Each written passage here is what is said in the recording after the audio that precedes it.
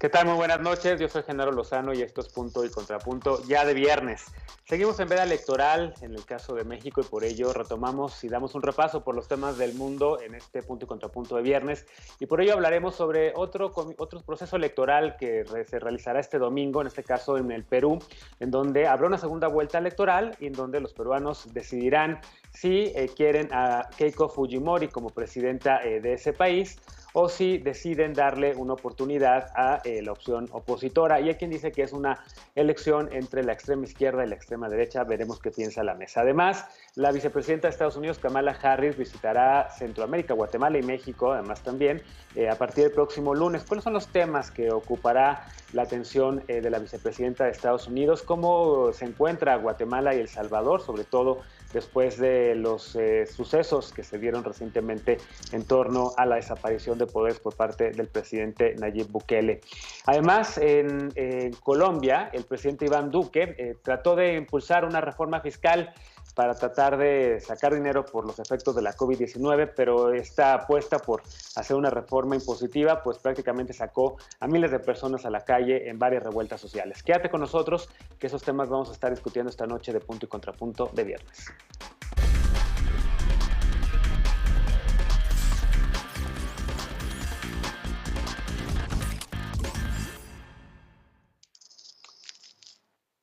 Este domingo se realizarán elecciones presidenciales en Perú. Keiko Fujimori y Pedro Castillo buscan gobernar este país con modelos totalmente opuestos. Fujimori, hija del expresidente Alberto Fujimori, exlegisladora y con imputaciones por lavado de dinero, dice representar la opción que busca preservar el sistema democrático. Por su lado, Pedro Castillo, un profesor sindicalista prácticamente desconocido en Lima, la capital peruana, representó la gran sorpresa en la primera ronda electoral que se realizó hace un mes. Él ganó el 19% de los votos, pero este triunfo encendió las alarmas en la clase política peruana, que se ha puesto la camiseta de la selección de fútbol de ese país, literal y metafóricamente, para hacer un llamado a defender la democracia del comunismo, así lo han dicho, que según ellos representa la opción de Castillo, quien respondió pidiendo no manchar la camiseta. Castillo propone crear una nueva constitución para nacionalizar el gas, renegociar contratos y tratados internacionales, así como obligar a las multinacionales a que inviertan parte de sus ganancias en Perú. En un intento por matizar la polarización en la que se ha ensartado la sociedad peruana en las últimas semanas, Castillo negó las acusaciones de comunismo, señalando que en su gobierno no habría ninguna persona vinculada con extremistas, en referencia a los supuestos vínculos que tiene con el extremismo de izquierda y también con el brazo político del grupo terrorista Sendero Luminoso. Ahí está el primer tema a discutir esta noche de viernes y tenemos una mesa de lujo de gente que sabe mucho de temas internacionales. Saludo con mucho gusto a Carlos Heredia. Él es profesor del Centro de Investigación y Docencias Económicas del CIDE. ¿Cómo estás, querido Carlos? Bienvenido.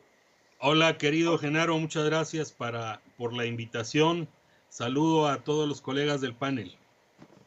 Bienvenido, Carlos. Saludo también con mucho gusto a Ana Covarrubias. Ella es profesora investigadora del Centro de Estudios Internacionales del Colegio de México. ¿Cómo estás, Ana? Muy bien, gracias. Muy buenas noches, Genaro. Gracias por la invitación y buenas noches a todos los miembros de la mesa. Bienvenida. Saludo también a Pablo Collada, él es consultor para América Latina de Worldwide Initiative for Grand Market Support. ¿Cómo estás, Pablo? Hola, Genaro, muy bien, muchas gracias. Qué gusto estar por aquí conversando un rato y saludos a todas y todos por acá. Igualmente. Y saludo a Jimena Esquivel, profesora del Departamento de Estudios Internacionales de la Universidad Iberoamericana. ¿Cómo estás, Jimena? Bien, gracias, Genaro. Gracias por la invitación y también un saludo a los colegas aquí en la mesa. Bienvenida. Me quedo contigo, voy de atrás para adelante ahora.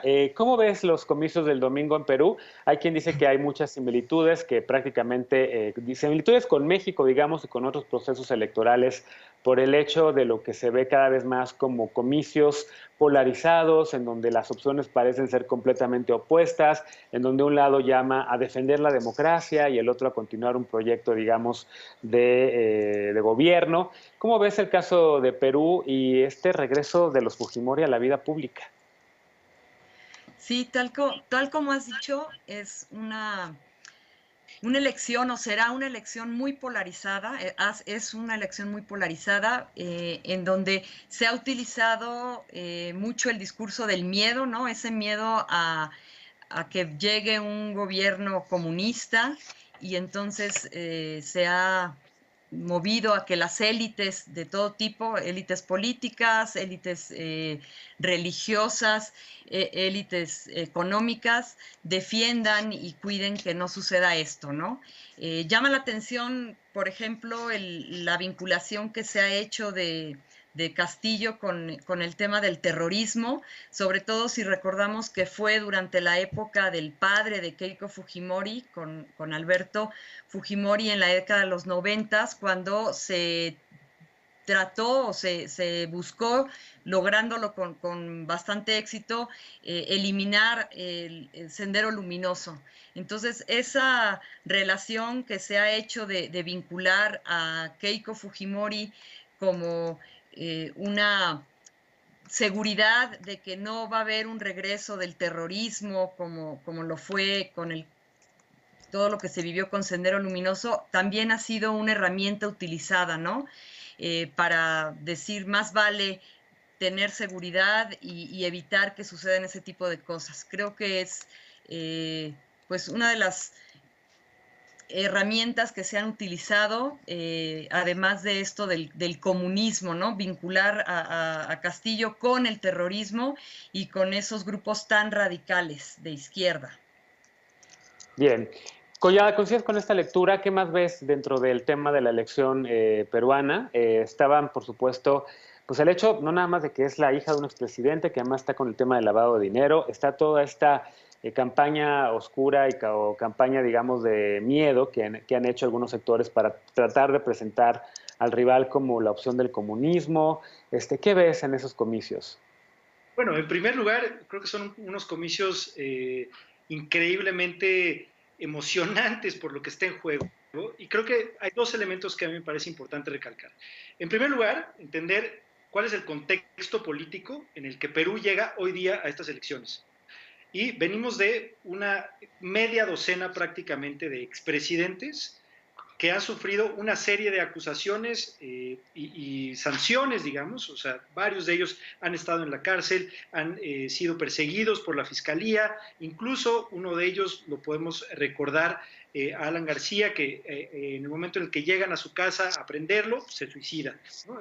Con una serie de acusaciones por parte de la Fiscalía, asociadas a una diversidad de casos, entre ellos, obviamente, Odebrecht, y una profunda relación entre el poder económico y las coimas o los sobornos con el poder político en Perú. Y así tenemos casi toda la lista de expresidentes han tenido problemas, incluido el expresidente que sale en medio de una crisis política muy profunda, de un Congreso totalmente dividido.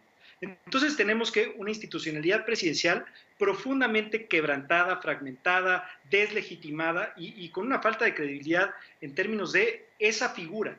Entonces, en este momento, de pronto surge, por un lado, el viejo o vieja conocida, en este caso, Keiko Fujimori, esta es la segunda parte, en la que surge esta figura que viene de una clase política de toda la vida, con una trayectoria, con este fujimorismo a cuestas, con lo que mencionabas, una serie de acusaciones, y por otro lado, este sujeto que hace unos meses nadie conocía, un profesor rural, ¿no? Con prácticamente toda la vida de ser un profesor rural de una pequeña escuela en Puño, en un lugar por ahí, en medio de la sierra peruana, y que de pronto empieza a adquirir una relevancia política y surge como esta figura que está lejos de la clase política, que es un campesino que caminaba horas para llegar a la escuela y conecta con todo un sector de la población peruana que de pronto se ve identificada con una figura diferente a toda esta clase política que trae a cuestas Claro. una historia terrible. Ana, justo ese tema me parece interesante, ¿no? Que las campañas electorales parecen de repente seguirnos dando sorpresas en las democracias, ¿no? Que de repente un personaje como Castillo, que en efecto pues no pintaba en el panorama nacional, dio la sorpresa, y eso es una cosa positiva, pero también algunos dirían negativa de las democracias, ¿no? Finalmente nada está cantado, los resultados de un proceso democrático son inciertos, no sabemos cómo va a ser el voto de la gente, lo único que tiene que haber es certeza en el proceso, ¿no? Que se cuenten bien los votos, que haya un resultado que todo el mundo pueda confiar, pero la verdad es que es una de las magias de la democracia que ocurran de repente estos sucesos de candidaturas extraordinarias. ¿Qué más ves en Perú? Y no sé si coincidas también con esta lectura. Sí, por supuesto que sí, Genaro, y creo que, bueno, lo más importante ya se ha dicho, ¿no? Como tú bien lo dices, creo que lo que estamos viendo es todavía una viabilidad democrática que funciona hasta cierto punto, digámoslo, de manera electoral. Quizás sin la democracia Pedro Castillo no hubiese surgido como ha surgido, posiblemente gane, no lo sabemos, ¿no? Pero yo lo que vería también es un poquito, digamos, por un lado con una perspectiva histórica y con el otro viendo un poquito hacia adelante, ¿no? Keiko Fujimori se dice la defensora de la democracia, pero ciertamente si uno ve los gobiernos de derecha en América Latina últimamente, pues no podríamos afirmar en general que defienden a la democracia como tal. Se defiende una cierta institucionalidad, se defiende un presidencialismo, pero se cae en el autoritarismo. Y que Keiko Fujimori sea quien dice que va a defender la democracia no deja de ser un poco paradójico, ¿no? Teniendo en cuenta el desempeño de su padre, si hay alguien realmente como el símbolo del autoritarismo peruano en los últimos años, pues podríamos referirnos sin problema a Fujimori. Y por otro lado, bueno, tampoco es cierto que una izquierda como tal nos garantice eso, ¿no? Sobre todo porque no sabemos bien a bien qué es lo que va a suceder. Yo sería un poco cautelosa y diría, bueno, lo que tenemos aquí es en juego dos modelos que conocemos bien, un modelo mucho más estatista, donde el Estado tiene un papel mucho más importante, donde una inserción regional e internacional no es la que el neoliberalismo pretendía, y por otro lado sí ese modelo que es un poco más neoliberal, que tiene otro tipo de grupos de apoyo en el Perú y en otros lugares de América Latina, no nada más en el Perú, pero que realmente no podemos saber si gana uno o gana otro. Vamos a seguir viendo esta fragilidad democrática que estamos viendo ahora. Entonces, yo, digamos, un poco lo que pensaría es, en efecto, tenemos una elección sumamente polarizada, como en muchas partes de América Latina, no es la única. Tenemos dos modelos en juego, que son dos modelos que vienen por lo menos desde la ola rosada, ¿no? Que fue la primera gran reacción al neoliberalismo y el gran cuestionamiento a la eficacia de la democracia en América Latina. Y lo que tenemos en juego es realmente lo poco institucional y la fragilidad democrática. Entonces yo lo vería, digamos, como un ejemplo más de estos problemas de la democracia más generales en América Latina. Como uno de los problemas de la democracia más generales en América Latina. ¿Coincides, Carlos, con esta lectura? ¿Qué más ves interesante en este proceso peruano? Y preguntarles, que se me fue a todos, ¿importan para México estos procesos, digamos, en el mapa de si gana un gobierno de derecha, un gobierno de izquierda, un gobierno con el que se podría tener una buena relación desde la 4T con el resto del continente, del subcontinente? ¿Cómo lo ves? A ver, yo retomo lo que decía Ana, el bajo nivel de institucionalidad y la elevada fragilidad democrática. Esos son síntomas que se manifiestan por todas partes. He estado siguiendo muy de cerca el caso salvadoreño y hay casi una copia al carbón en lo que está sucediendo allá con lo que está sucediendo acá. Hay una concentración del poder en la persona del titular del Ejecutivo, del presidente de cada país, que crecientemente ha capturado nuevas parcelas de poder dentro del legislativo y dentro del poder judicial. Hay una concentración también del poder en las Fuerzas Armadas al lado del Ejecutivo. Quiero seguir pensando que es al lado y no por encima de.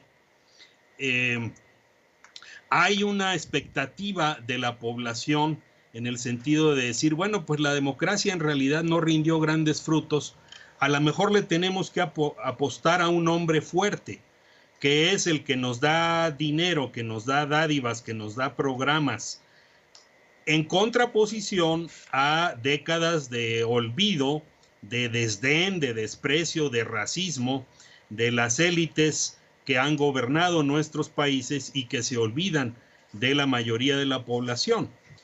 Pero al mismo tiempo, estimado Genaro, creo que cada vez nos sirve menos este catálogo de izquierda o derecha. El gobierno mexicano, por ejemplo, tiene, y estoy citando al primer secretario de Hacienda, Carlos Ursúa, pues un paquete de medidas neoliberales en la economía, empezando por el Tratado de Libre Comercio, continuando con las transferencias en efectivo no condicionadas, como lo preconizó el padre del monetarismo en la Escuela de Chicago, Milton Friedman. Tiene medidas social conservadoras que tú has denunciado todo el tiempo, el rechazo al matrimonio del mismo sexo, la condena a quien toma preferencias sexuales diversas. Entonces es una mezcla muy compleja que no obedece a las categorías tradicionales de derecha o de izquierda. El propio Pedro Castillo, por ejemplo, en Perú, es también parte de esta corriente de pensamiento que rechaza el feminismo, que rechaza, digamos, las decisiones de la mujer sobre su propio cuerpo. Entonces es difícil encapsular o acotar a estos actores políticos en una categoría que cada vez nos resulta menos útil. Bien, a ver, se nos acaba el tiempo del bloque, ya saben que en la televisión el tiempo vuela, pero me gustaría rapidísimo preguntarles, porque sí podemos, no hay veda electoral para hablar sobre Perú, ¿qué creen que va a ocurrir el domingo? ¿A quién ven como ganadora o como ganador en esa segunda vuelta? Empiezo contigo, Carlos, y voy ahora para atrás. Mira, Pedro Castillo empezó con 22 puntos de ventaja sobre Keiko Fujimori. Ahora le han empezado a ver virtudes a Keiko todo mundo, empezando por Mario Vargas Llosa, por el empresariado peruano. En fin, creo que el aparato del poder en Perú se va a desplegar en favor de Keiko Fujimori. La élite limeña ve muy difícil que dejar pasar a Pedro Castillo.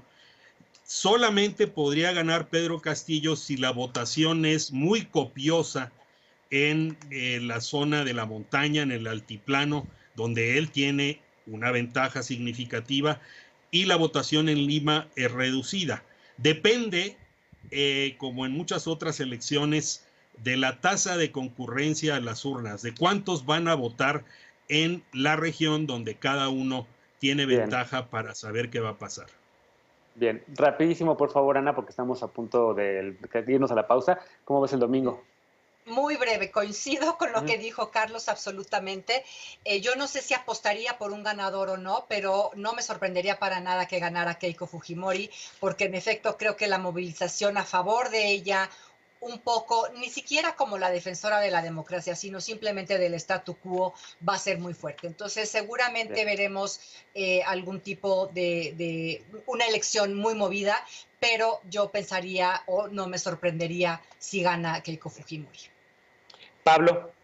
Yo creo que, digo, en la misma lectura, más bien yo iría por el sentido opuesto. O sea, yo diría que claramente hemos visto que todo el poder, ¿no?, y el status quo está a favor, ya, así que aunque sea malo por conocido, mejor, nos vamos con Keiko Fujimori. Sin embargo, y ahí están todas las apuestas del poder. Sin embargo, yo creo que lo que hemos visto respecto a muchas otras elecciones en América Latina es que está dejando de ser tan fuerte este peso del status quo y la gente está saliendo a votar. Yo creo que va a ganar Pedro Castillo y va a ser una sorpresa para todas y todos y obviamente para las mismas encuestadoras que están ahí manejando las elecciones. Finalmente, Jimena, tú tienes el desempate. Más bien, no puedes empatar. Yo igualmente me inclino, como dice Pablo, en el triunfo de Pedro Castillo. Creo que efectivamente todas las élites y todo el aparato estará volcado para evitar que gane Pedro Castillo o más bien para que sea Keiko la triunfadora, pero yo creo que es tal el hartazgo de la sociedad y de la gente en general que le van a dar la oportunidad, sobre todo, como decía Carlos, si hay una votación copiosa, no en Lima, sino en las otras partes del Perú. Bueno, pues yo simplemente para desempatar me voy a quedar con Pablo y con Jimena, pero más en un sentido de que ojalá que ganara Castillo y no pensando, porque creo que sí van a movilizar mucho el voto anti Castillo allá en Lima. Déjenme hacer una pausa, regresando vamos a hablar de otro tema. La semana entrante, el próximo lunes, la vicepresidenta de Estados Unidos, Kamala Harris, la número 2 de Estados Unidos, visitará Guatemala y también México para establecer mecanismos que ayuden a mitigar la migración irregular, pero se va a encontrar con países que enfrentan problemas mayúsculos en materia de gobernabilidad y de democracia. Volvemos con este tema punto y contrapunto, no te vayas.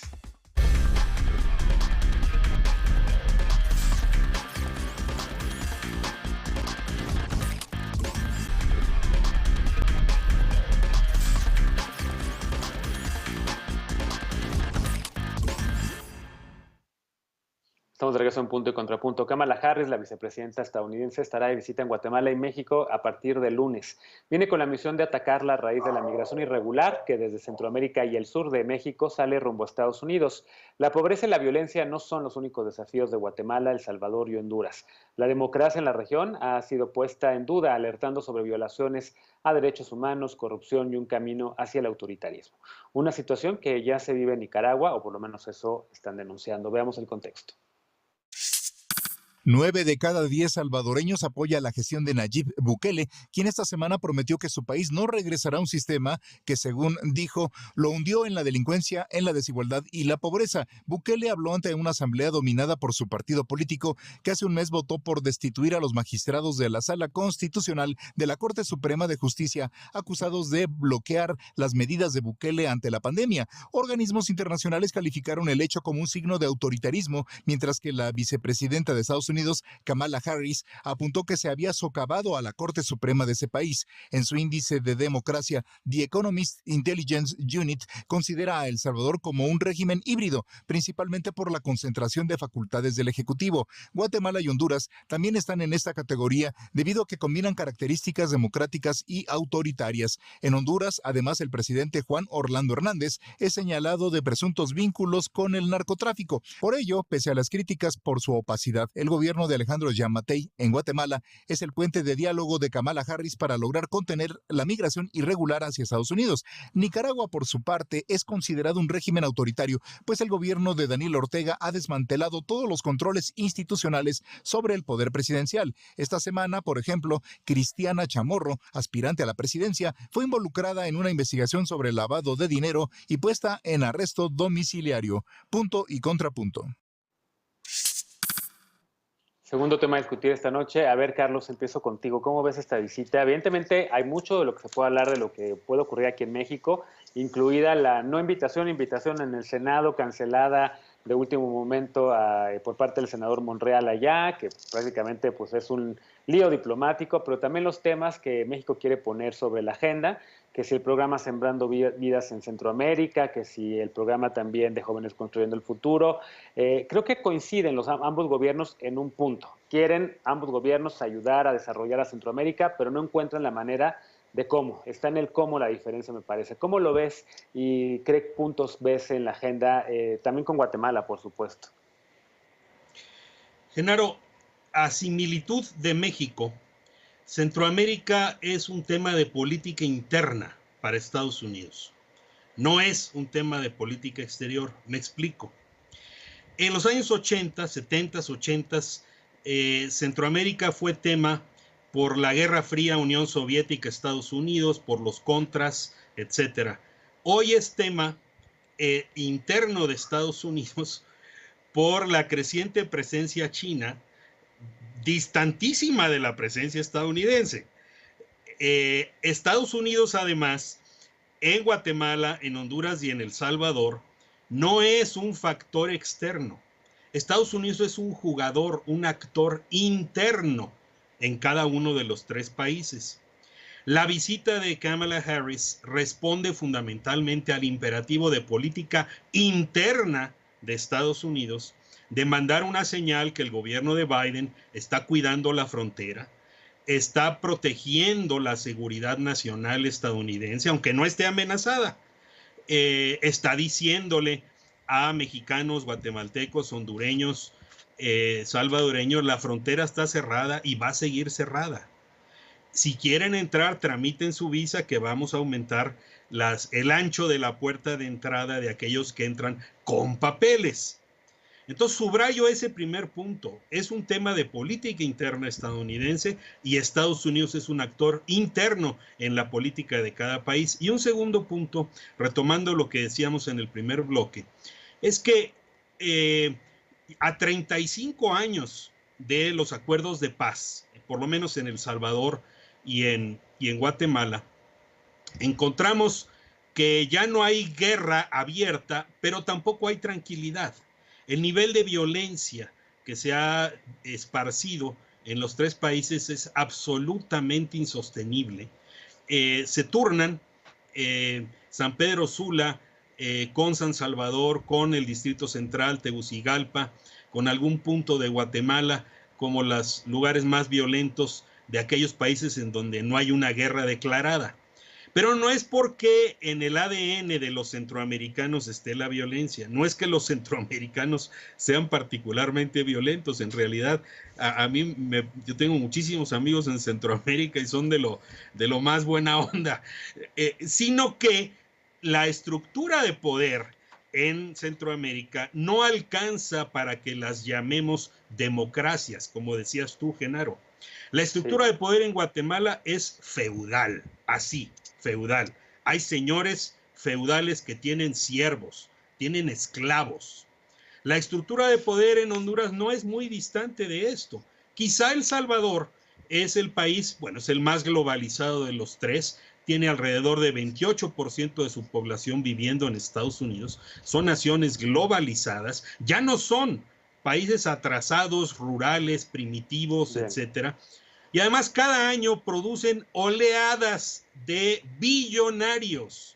Es decir, no son países pobres, son países en donde vivimos la paradoja de que la clase media baja, la clase baja, es exportada. El mejor negocio en Centroamérica es exportar pobres para que ellos metan remesas al país, que a su vez son recicladas por las élites en los malls, en los bancos, en los centros financieros, enviadas a paraísos fiscales.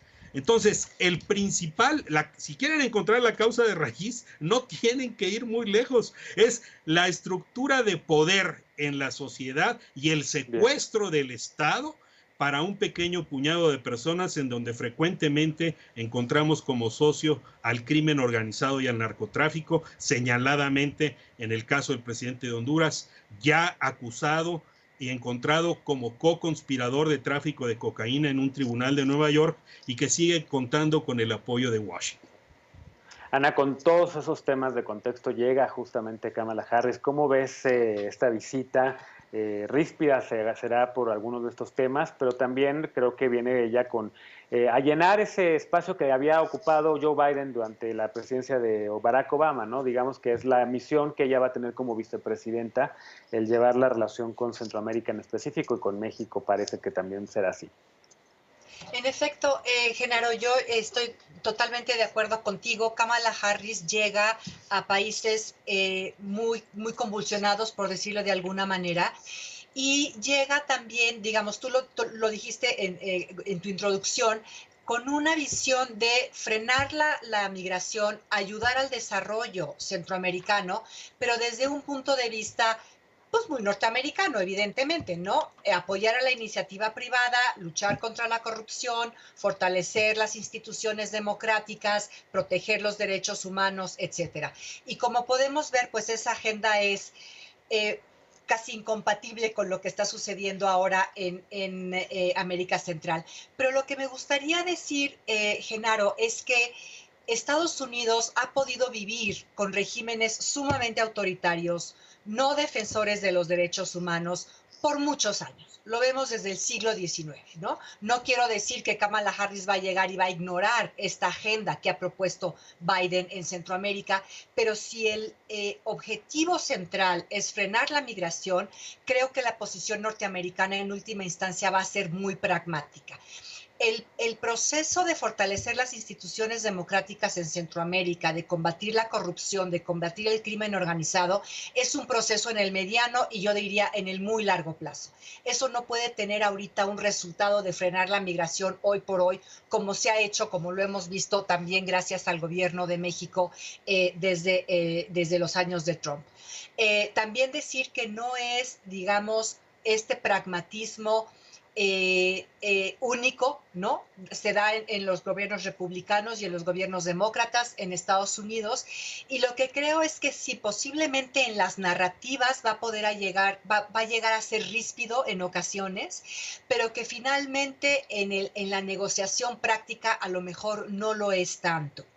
Y el segundo punto que quisiera mencionar es en términos de la diferencia entre la posición de Estados Unidos y la posición de México. En efecto, la posición de México es no meterse con cuestiones de institucionalidad democrática, no meterse en cuestiones de corrupción, no meterse en cuestiones de respeto de derechos humanos, porque el gobierno actual recurre a los principios de la política exterior, sobre todo al principio de la no intervención.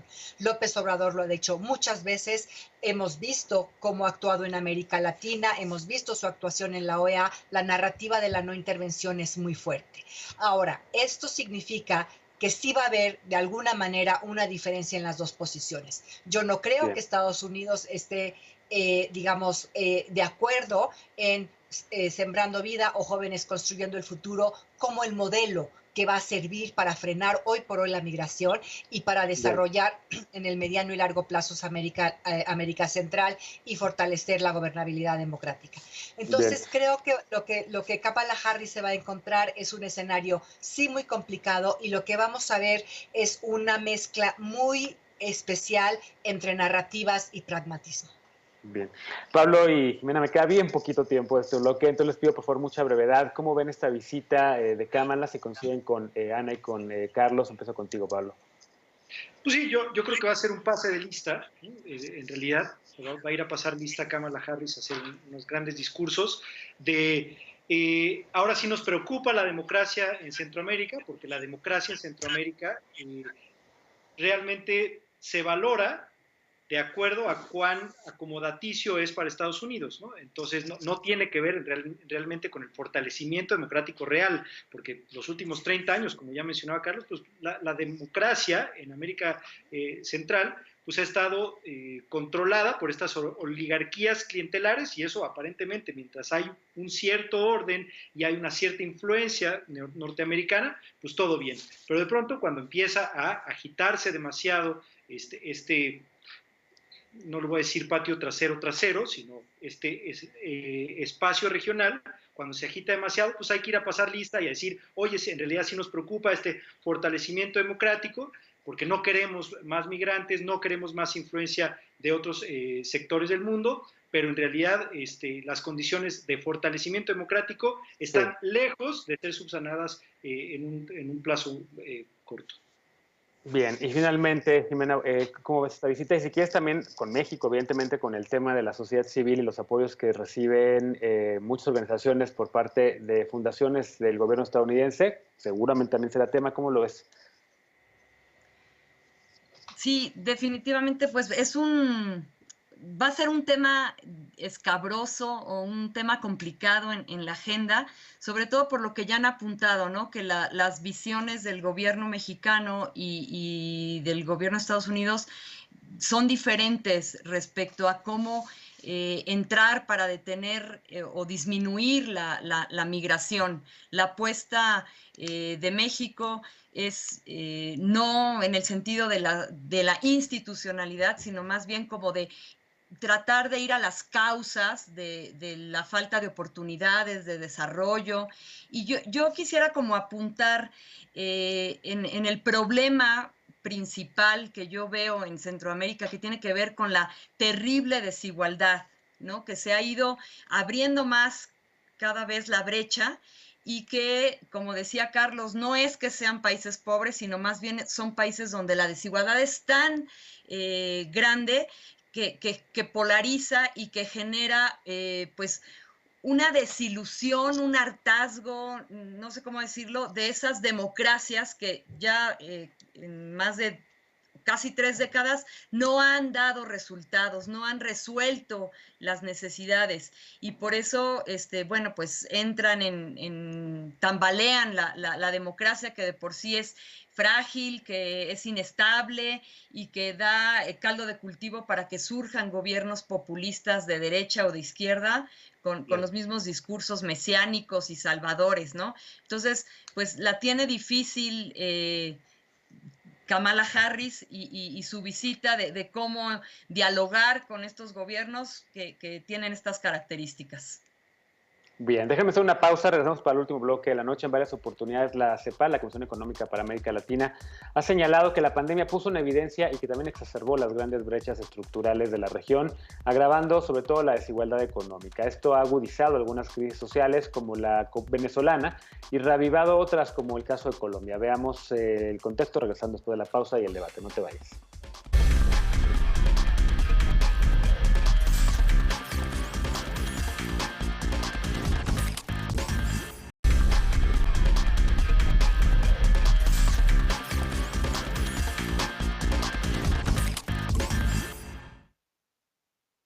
Estamos de regreso a Un Punto y Contrapunto. Siguen las protestas en Colombia, donde organismos internacionales como la CEPAL y la OEA han denunciado abuso policial y violación a los derechos humanos. Esta situación podría complicarse con la apertura de su frontera con Venezuela, quien parece entrar en una nueva fase de su propio conflicto social. Veamos el contexto. Para paliar los efectos económicos de la pandemia, el presidente de Colombia, Iván Duque, propuso hace algunos meses aumentar los impuestos a productos y servicios básicos, gasolina, internet, servicios funerarios, pensiones y salarios altos. La molestia generada por esta propuesta mantiene a la gente en la calle desde el pasado 28 de abril, cuando se decretó paro nacional. Esta semana, los intentos de negociación se frenaron luego de que el gobierno señaló que los bloqueos de vías de comunicación no se permitirán, mientras que los paristas señalaron que el gobierno no quiere negociar. Según las autoridades, entre quienes protestan hay grupos vinculados a la guerrilla del ELN y de las FARC. A inicios de mayo, poco antes de dejar el cargo como presidente de Ecuador, Lenín Moreno dijo que el mandatario de Venezuela, Nicolás Maduro, financiaba las protestas en Colombia. Venezuela rechazó las acusaciones y esta semana acusó al gobierno de Duque de usar tretas políticas para distraer la atención sobre las violaciones a los derechos humanos cometidas durante las protestas. Esto luego de que Colombia, de manera unilateral, decidió reabrir su frontera con Venezuela, que, de acuerdo con Human Rights Watch, vive un impasse político desde que Juan Guaidó se declaró presidente interino y ha vivido un continuo éxodo. Según la prensa local, el gobierno de Maduro podría intentar impedir el paso de quienes intentan salir hacia Colombia mientras se prepara para un nuevo proceso de elecciones regionales con la oferta de Guaidó para negociar un acuerdo de salvación nacional. Punto y contrapunto.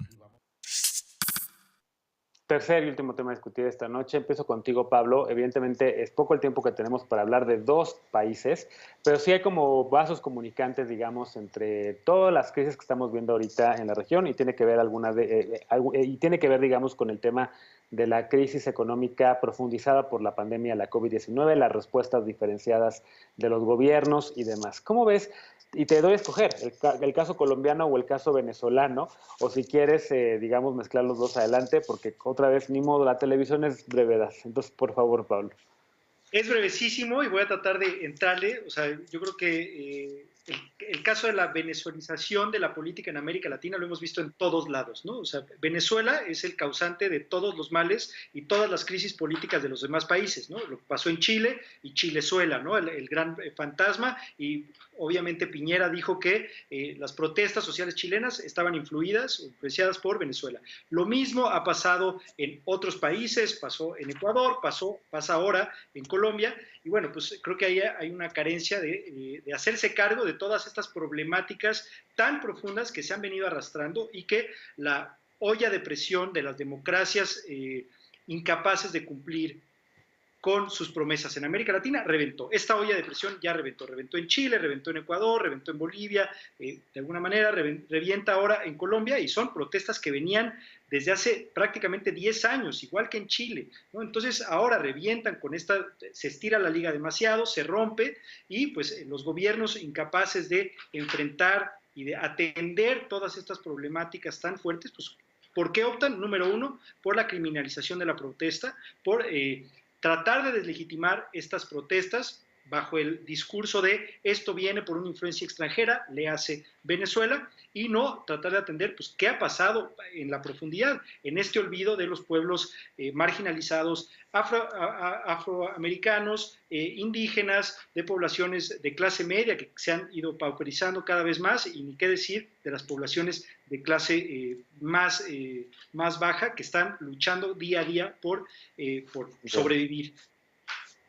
Bien, Ana, ¿coincides con esta lectura? Porque, a ver, en efecto hay como algunos males en común. Está también, por supuesto, esta narrativa de que Venezuela es la culpable de todo, la influencia venezolana y demás.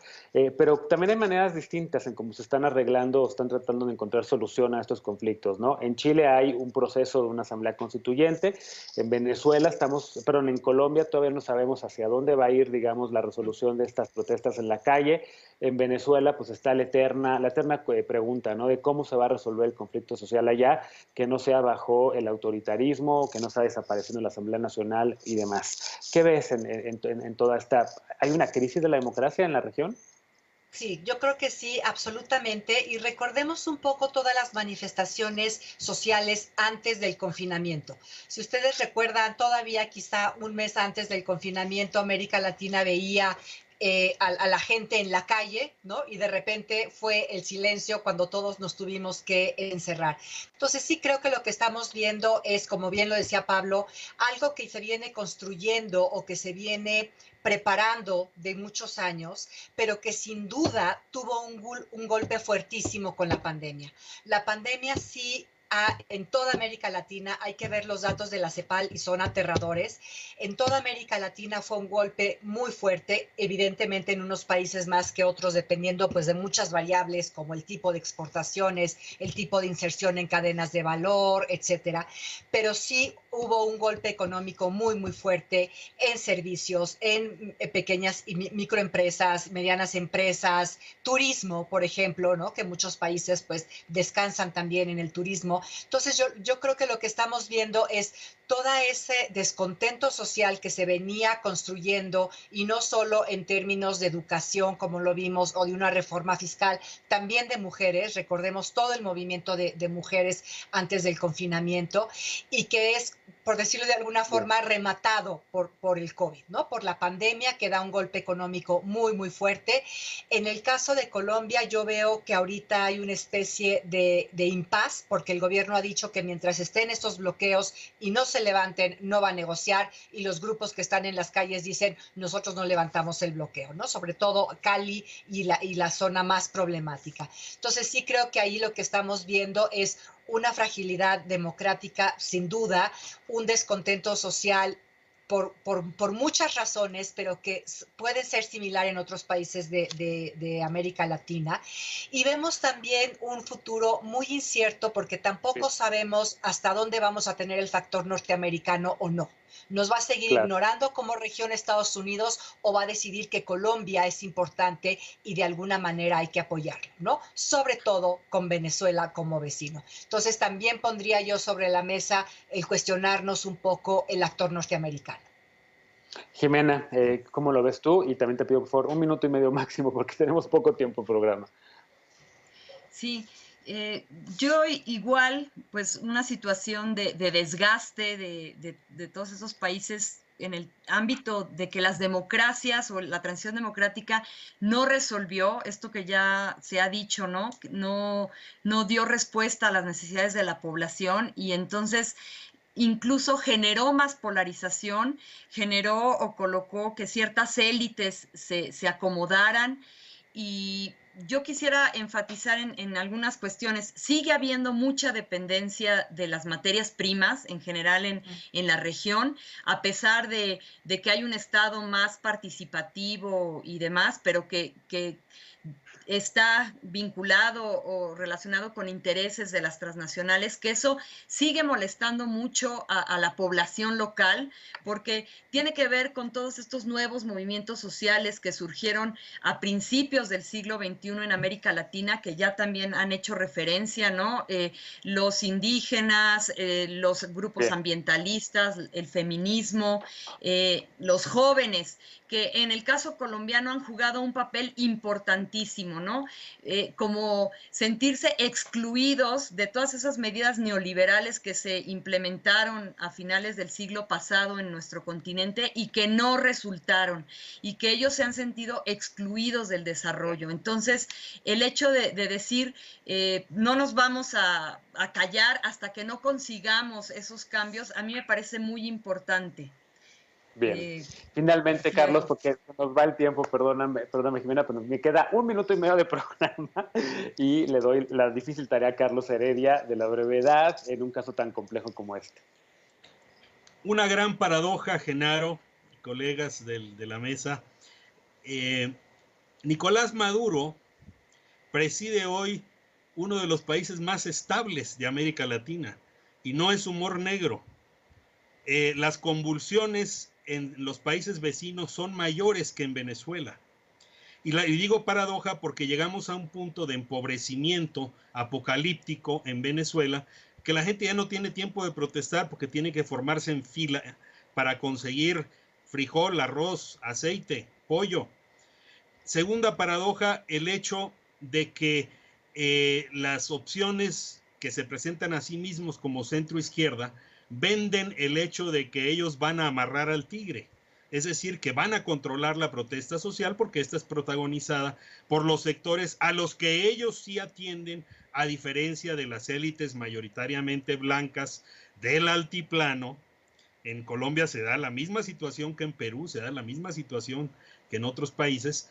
Y un tercer factor, el hecho de que curiosamente Colombia había empezado a tener una mucha mayor presencia económica y financiera en Centroamérica, sí, sobre todo en Panamá, en Costa Rica, también en Nicaragua y en los 3 países del norte. Y ahora no sabemos qué va a pasar. Creo que también es producto del hecho de que no se puede manejar un país por control remoto como ha aspirado todos estos años Álvaro Uribe a hacerlo, impidiendo, por cierto, que el presidente Duque sea el verdadero presidente de Colombia. Bien, pues ¿qué les parece si retomamos estos temas tan pronto como sea posible? Porque la semana que entra todo el mundo va a estar interesado en los resultados electorales de México, pero evidentemente el mundo sigue estando ahí y sigue teniendo estas problemáticas y pronto recuperaremos otra mesa de punto y contrapunto con temas internacionales. Déjenme hacer una pausa y regresamos para despedirnos de las y los panelistas y con la paparrucha esta noche. No te vayas.